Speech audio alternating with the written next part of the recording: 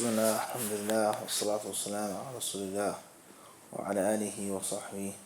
أما بعد، الكبير الثالث والثلاثون، الرياء، وهو من النفاق.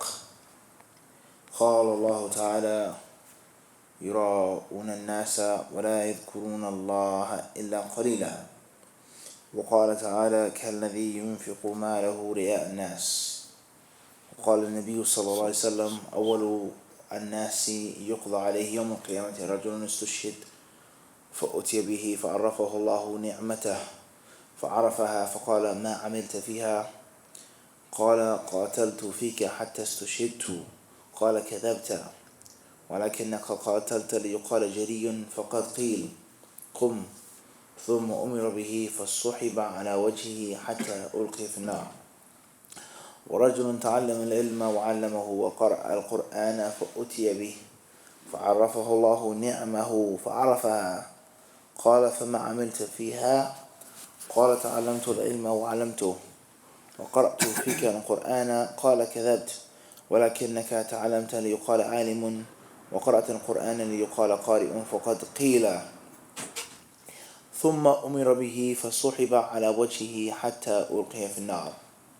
ورجل وسع الله عليه وأعطاه من أصناف المال فأتي به فعرفه نعمه فعرفها.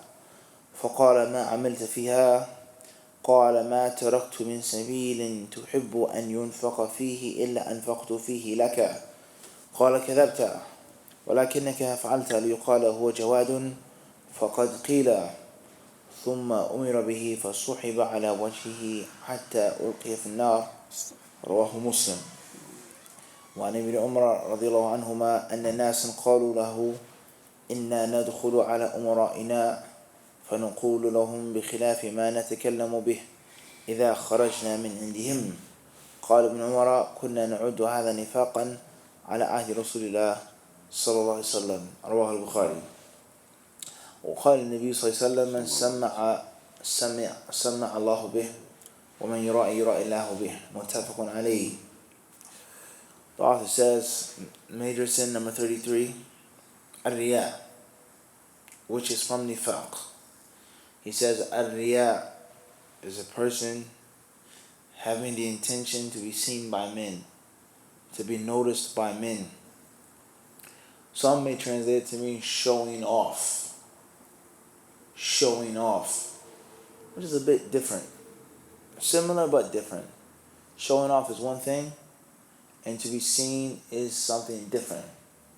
To show off means that you go out of your way to do something that's outstanding, spectacular, fantastic, to be noticed. Showing off. Saying something that's extra, that's unneeded, something that's beyond the limit, whatever the case may be. And seeking to be seen, whether you show off or not. I could be doing something normal, average, but I wish to be seen. A normal, average act, it isn't outstanding. It isn't something that is beyond what's customary, but I wish what? To at least be noticed. For someone to see me. And what's meant by this is for a person to be seen doing some type of khair, avoiding some type of shar, some type of evil. And his intention is not sincerely pure for Allah subhanahu wa ta'ala. And one may ask the question, maybe the author should have put this chapter in the beginning of the book when he spoke on shirk and then branched off from shirk, which is, this is a branch of shirk, or something that's even more dangerous than some of the other kaba'ir. One may say that. Perhaps he could say that, but the author, this is how he chose to organize his own book, rahimahullah ta'ala. So he says, al-riya, which is from nifaq. What's meant by nifaq? To show off. It means a person is a munafiq, or nifaq amali, nifaq of deed, nifaq of action, and not necessarily nifaq of creed. There's two ways of the word nifaq being used in Islam. First is, a person is a zindiq. A person is a kafir. He does not believe in Allah in the last day at all, period. Islam is not in his heart at all. He prays, he fasts, he does these things for one reason or another. Whether it is to be seen by men, whether it is to get the spoils of war, the protection of the Muslims, a beautiful woman's hand in marriage, al-muhim, he doesn't have iman in his heart at all. And this is nifaq, and he's a munafiq. And then we have nifaq of action, which could lead to major nifaq, or we could sometimes it could be a point, a dalil of nifaq in the person's heart. And that is lying. That is breaking your promise, behaving treacherous, things like this, as we have explained. So therefore he says, ar-riya, which is from nifaq. This is major sin number 33 here in the book. Ar-riya is to be seen. And this is a type of nifaq. Why is it nifaq? Is it nifaq of greed, in which a person does not perform the ibadah except for men? Or is it nifaq of action, in which a person performs the ibadah for Allah, but at the same time, I don't mind to be seen by some people as well. It doesn't hurt to be seen by some people, for people to notice me just a little, or to me to adorn my recitation just a little extra than normal, for people to see me and hear me and say, oh, mashallah, beautiful recitation, beautiful khutbah, beautiful, generous, brave, strong, firm, pious, etc. So this is very, very, very dangerous. The concept of riya is very dangerous. And it's something that a person has to constantly keep watch of his intention.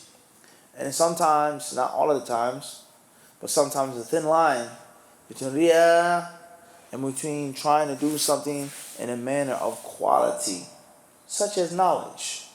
What is the determining factor between people seeing you and noticing you, and you making sure that you offer them something that is good, something that's quality in practicing, rehearsing, memorizing, and being sharp? If you do those things, obviously people are going to, without a doubt, that's check. Wow, did you hear that? Did you see that? This is natural. Okay, in the dunya, when people perform and people speak and people do things in front of others as a means of a performance, that's the whole purpose, is to dazzle the crowd. Now, is to keep the people captivated and intrigued, coming back for more. That's the whole purpose, and it's known, this is me, this is me, this is what I do, this is my song, this is my record, this is my company, this is my brand. When you hear it, just buy it, because you already know it's good. You already know it's going to be awesome.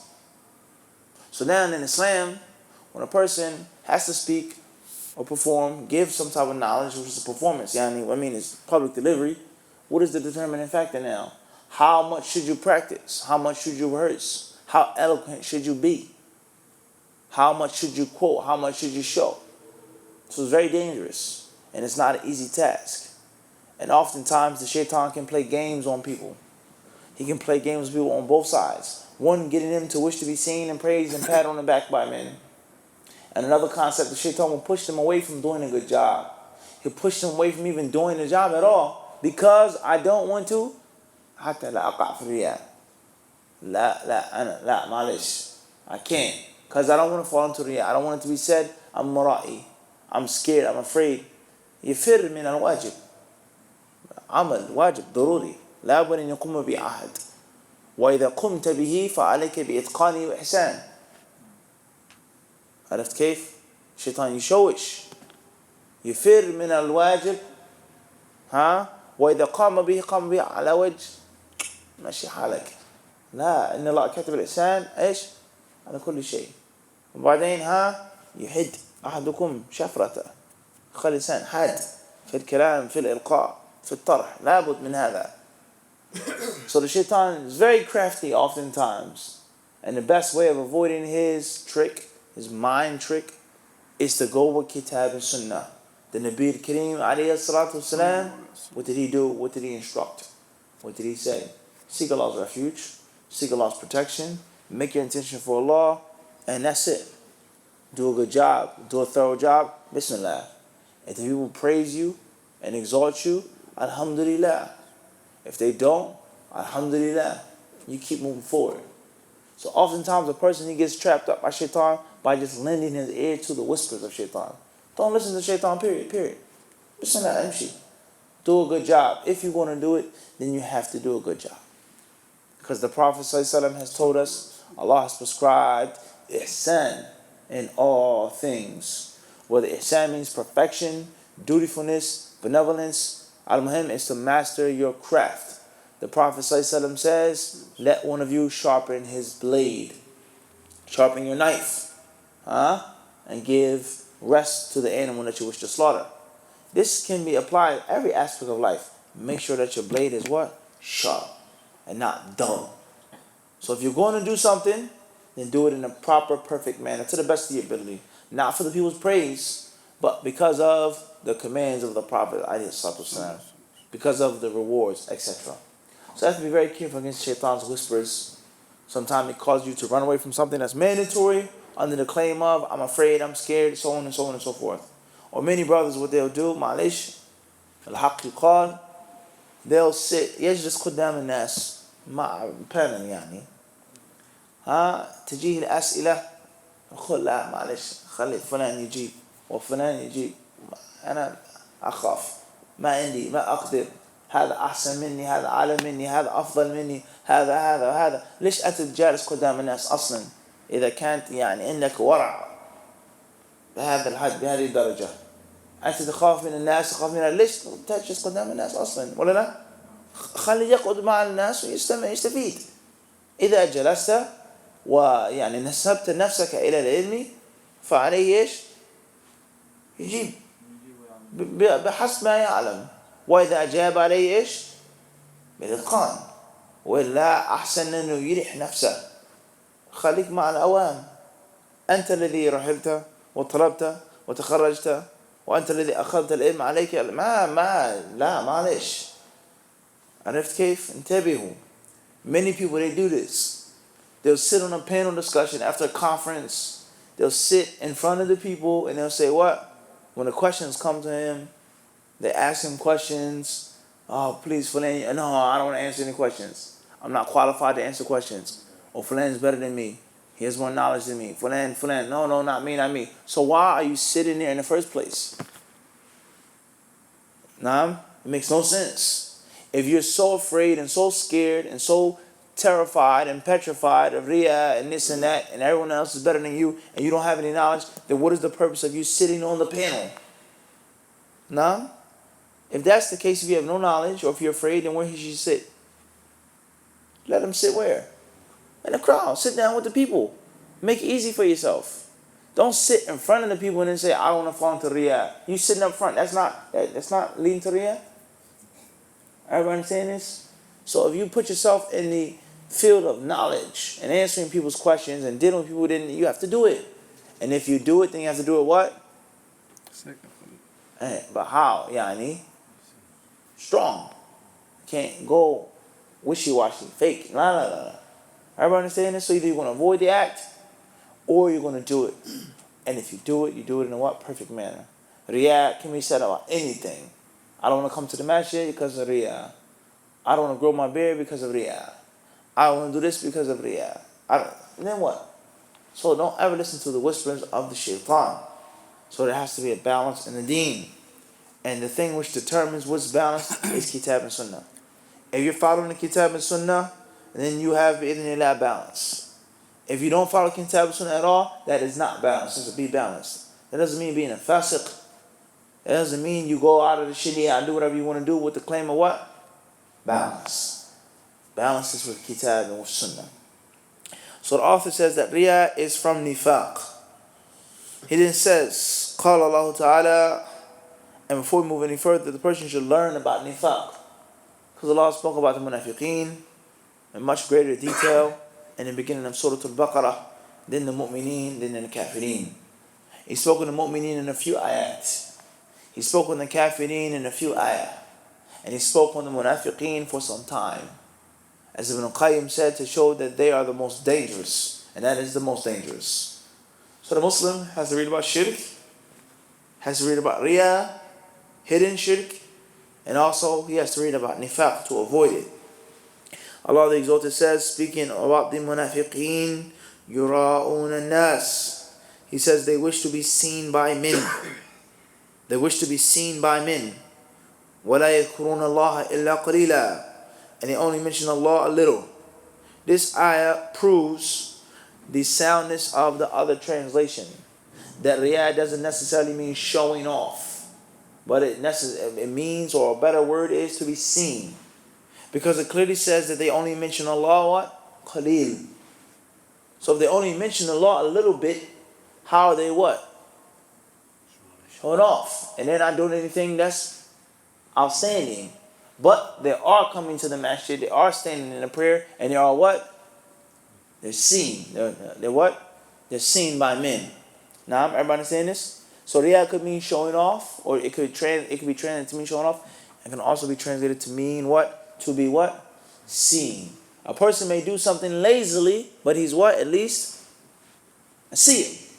Showing off is a different story in which a person goes beyond the limit. He goes out of his way to be seen.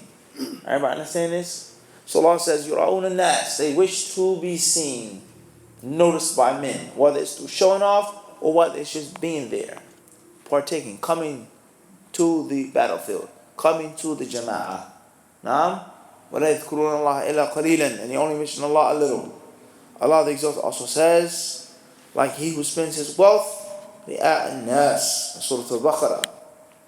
The Prophet says, hadith number 215, the very first three types of people that will be brought to resurrection is as follows. Number one is, or a man or type of, the category of those who are martyred in Allah's cause. The martyrs. A man will be brought forth. Allah will bring up and remind him of everything that he did for him. The man will recognize and acknowledge, yes. Then it will be said, after the man said, I fought for your cause of Allah, I was brave, and then I gave my life. My life was taken for your sake. It will be said to him, you have lied. The only reason why you fought is for the people to say that you're brave. And indeed, that's what they said. Then it will be said, Qum, stand up, get up. And he will be brought forth, فَصُحِبَ عَلَى وَجْهِهِ, and then he will be dragged upon his face until he's thrown into the fire of hell. Number two, he says the scholars, the learned. A man will come. He learned ilm and he taught ilm. He also recited and read the Quran. Allah will tell him and explain to him everything that he did for him. The man will acknowledge. Allah will say, فَمَا عَمِلْتَ فِيهَا, what did you do to thank me? What did you do to repay these favors that I gave you? The man will say, indeed I learned and I taught people and I recited the Quran for your sake.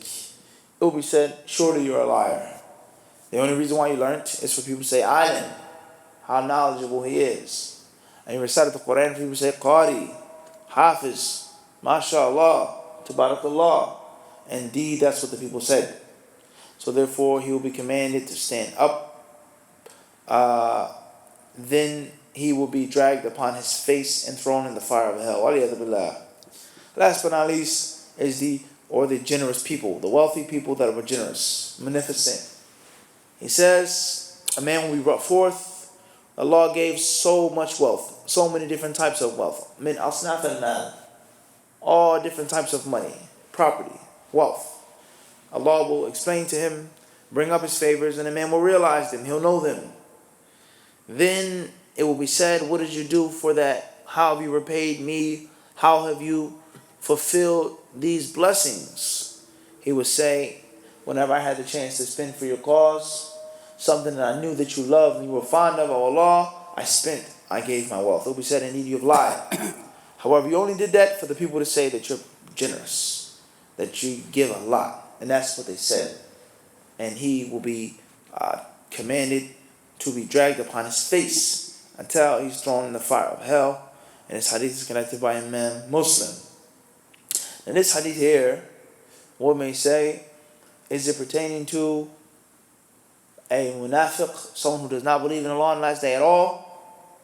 Or is it pertaining to a believer that did these things for Allah, but he showed off. He was fond of being seen and noticed by men when he did these acts. And it's a huge difference between the two, understanding the hadith properly.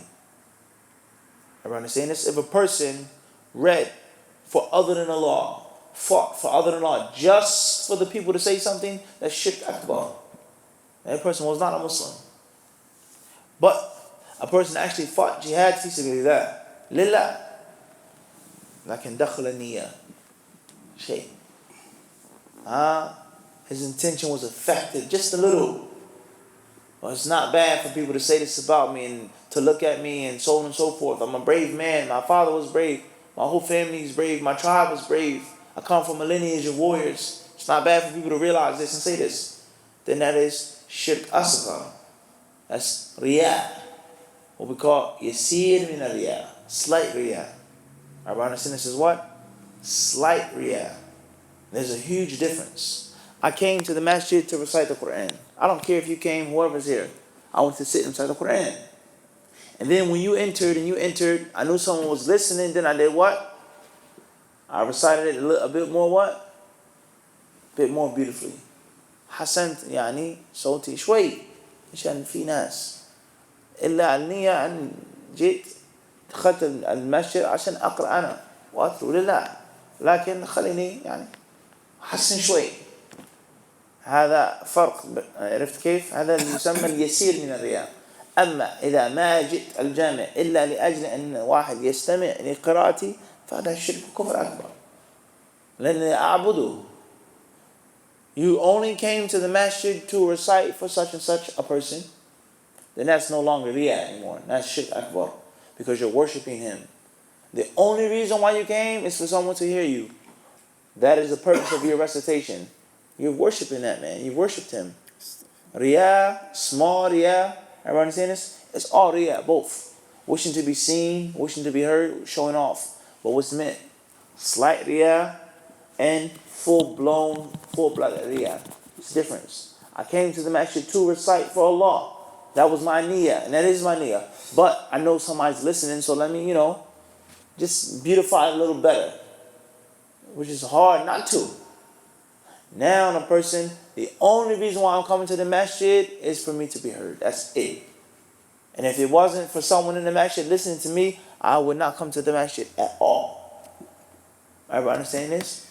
So what's meant here is, the ulama explain, al-yasiru min al-riyah. A little riyah.